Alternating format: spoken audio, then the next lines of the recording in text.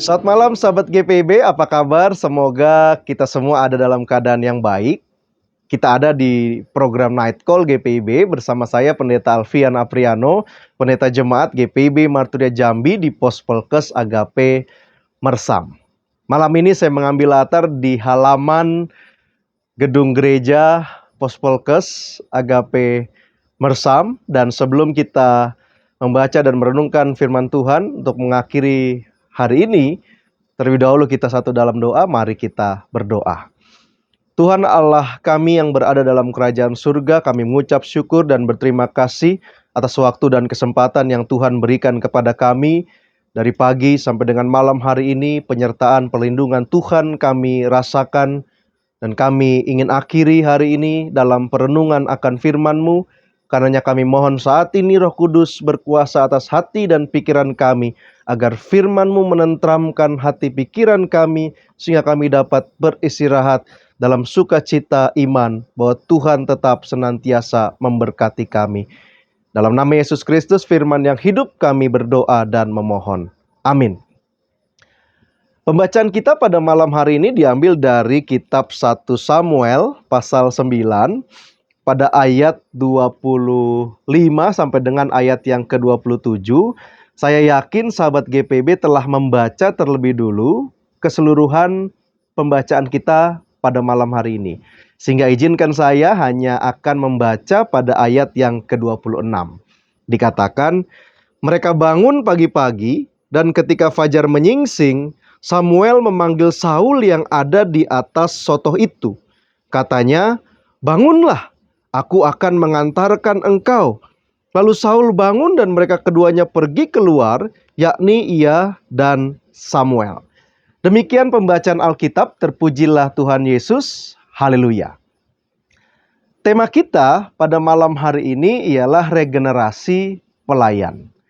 Dalam konteks ketaatan kepada Tuhan, yang terwujud dalam upaya membangun dan memelihara kebersamaan di tengah dan di dalam persekutuan, maka regenerasi pelayan menjadi sebuah kebutuhan. Mengapa?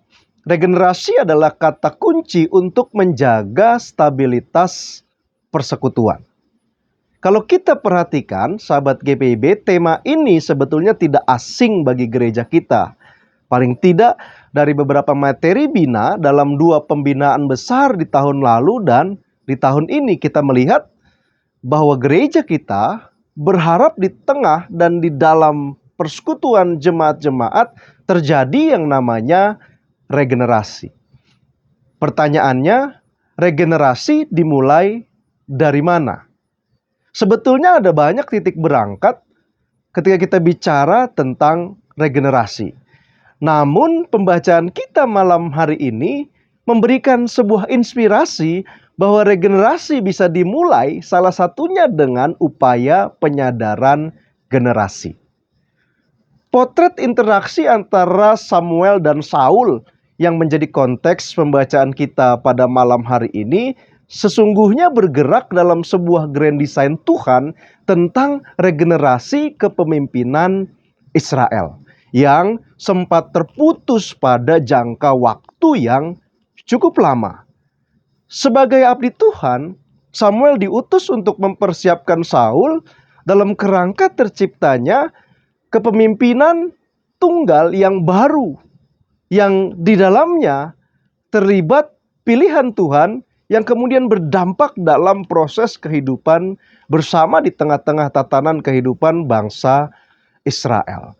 Dan kalau kita perhatikan ayat pembacaan kita pada malam hari ini, kita diperlihatkan langkah Samuel untuk mewujudkan yang namanya regenerasi kepemimpinan itu. Samuel memulai dengan cara menyadarkan Saul kalau kita ikuti dalam beberapa ayat pembacaan sebelumnya. Tetapi di sini dia perlihatkan 2 pendekatan yang menarik yang kemudian mempengaruhi keyakinan dan keteguhan hati Saul untuk kemudian bersedia diurapi menjadi Raja Israel yang pertama. Apa yang Samuel lakukan dalam pembacaan kita? Samuel mendekati seorang Saul tidak hanya dengan kata-kata, tetapi Samuel mendekati Saul dengan langkah langkah strategis dengan gerakan-gerakan strategis yang kemudian mengantarkan Saul untuk menjadi seorang raja Israel. Kita lihat di sini. Pendekatan yang pertama, Samuel menemani Saul dalam istirahatnya. Yang kedua, Samuel mengantarkan Saul dalam perjalanan mencari keledai-keledai betina ayahnya yang hilang itu. Pendekatan Samuel ini sangat berarti ketika kita mau berbicara tentang dari mana kita mulai regenerasi pelayan atau regenerasi kepemimpinan. Terlepas memang dari campur tangan Tuhan sendiri dalam proses pemilihan Saul menjadi raja pertama Israel, tetapi di sini kita diperlihatkan langkah Samuel, gerak Samuel yang kemudian juga menentukan bersedianya Saul diurapi menjadi seorang raja.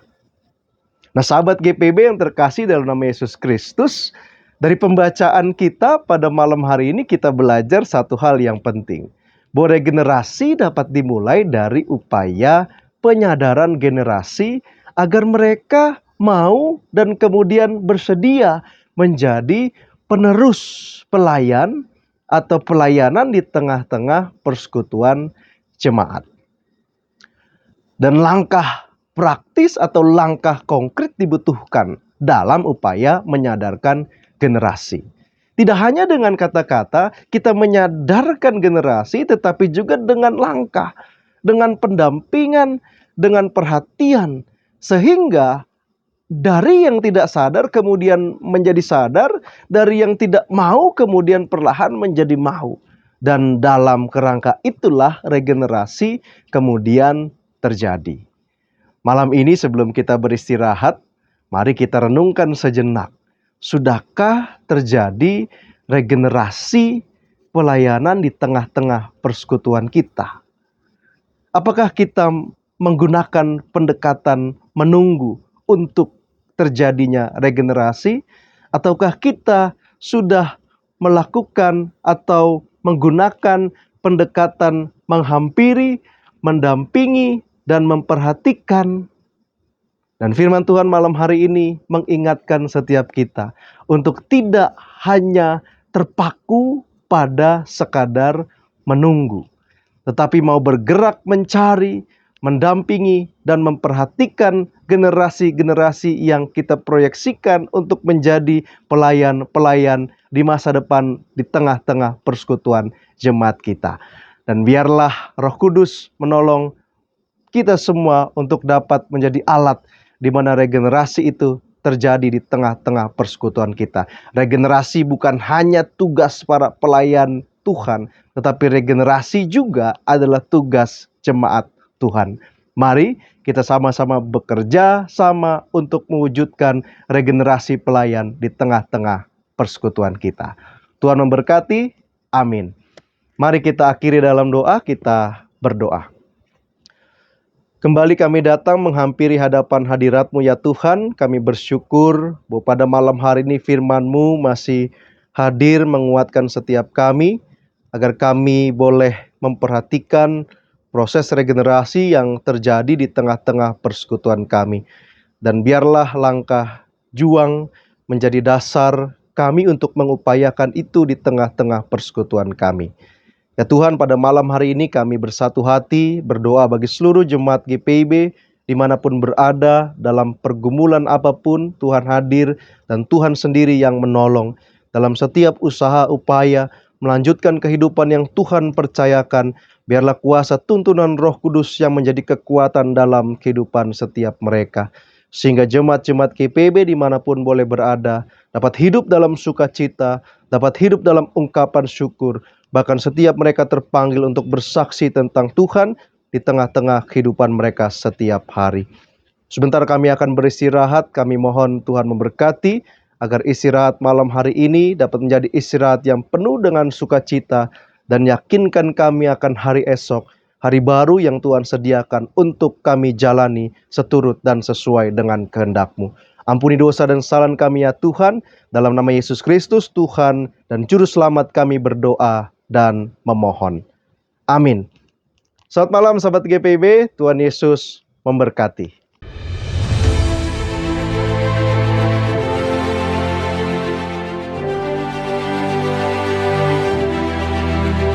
Setiap 5 tahun, GPIB menyelenggarakan konferensi sinodal Germasa dalam rangka memberikan wawasan dan semangat bersama untuk mengimplementasikan KUPPG fungsi utama kesaksian.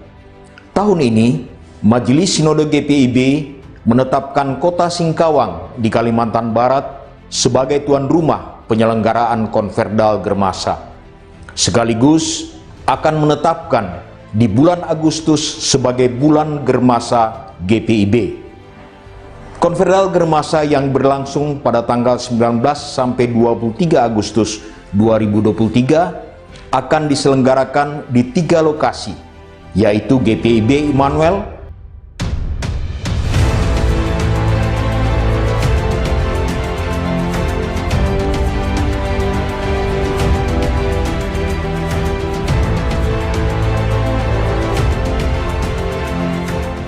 dan Vihara Tridharma Bumi Raya Singkawang.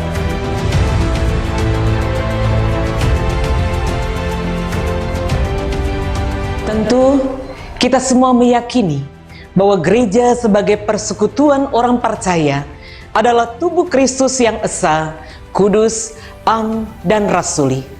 Mari hadirilah dan sukseskan Konferdal Germasa untuk mewujudkan kasih Allah. Tuhan Yesus memberkati.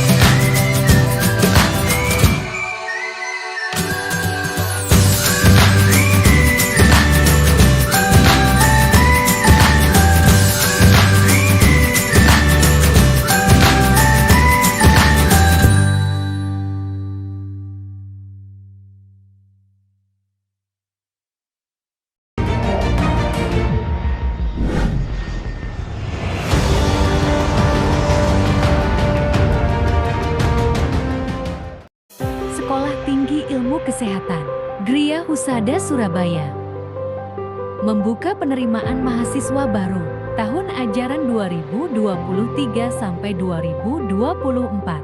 Sekolah Tinggi Ilmu Kesehatan Gria Husada terakreditasi BAN PTB dengan menawarkan 2 program studi, yaitu pertama, D3 Kebidanan, kedua, Administrasi Rumah Sakit. Ada juga fasilitas yang memadai seperti asrama putri, perpustakaan, gazebo dan hotspot area, dan masih banyak lagi. Pendaftaran gelombang pertama dibuka pada Desember 2022 sampai Februari 2023. Gelombang kedua dibuka pada Maret 2023 sampai Mei 2023. Gelombang ketiga dibuka pada Juni 2023 sampai September 2023.